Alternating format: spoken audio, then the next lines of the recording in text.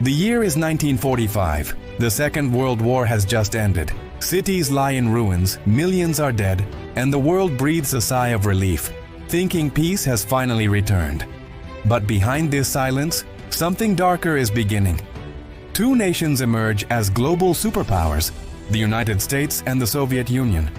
Once allies against Hitler, now their friendship is gone. What begins next isn't fought with guns, but with fear, secrets, and power. This is the untold story of the Cold War, the silent war that shaped every corner of our modern world. Before we begin, make sure to subscribe because we told you the facts without wasting your time. Because in this series, we uncover the history the world often forgets to tell. After the war, Europe was shattered, entire cities destroyed, economies broken. The United States became the world's strongest industrial and military power, untouched at home and armed with the most terrifying weapon ever created, the atomic bomb.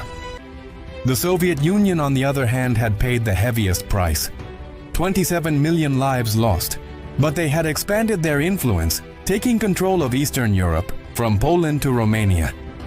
At first, both sides promised peace. But deep down, each feared the other's vision for the world. America wanted capitalism and democracy, a world of open markets and elections. The Soviets believed in communism, where the state controlled everything and all people were equal under one system. The question was simple: whose world would survive? Theirs or ours? In 1946, Winston Churchill gave a famous speech in Missouri. He said, "An iron curtain has descended across the continent. On one side stood the West, democratic nations under American influence. On the other, the East, countries controlled by the Soviet Union." The Cold War had officially begun. The US introduced the Marshall Plan, billions of dollars to rebuild Europe and prevent the spread of communism. In response, the Soviets formed the Cominform, tightening control over their allies. It wasn't just a political divide, it was psychological. Every country, every leader, every movement now had to pick a side. The world was split in two, the capitalist West and the communist East. There were no open battles, just constant tension, espionage, and propaganda. The Cold War quickly spread beyond Europe. In 1948, the Soviets tried to force the West out of Berlin by blocking all access roads and supplies. The United States answered with the Berlin airlift, flying in food and fuel for nearly a year. The Soviets eventually backed down, but Berlin would remain divided, half free, half communist, for 4 decades. In 1950, another war broke out, this time in Korea. North Korea, supported by the Soviets and China, invaded South Korea. The US and United Nations fought back, pushing north. Millions died, but the border barely changed. Korea became a permanent reminder that the Cold War could turn into real war at any time.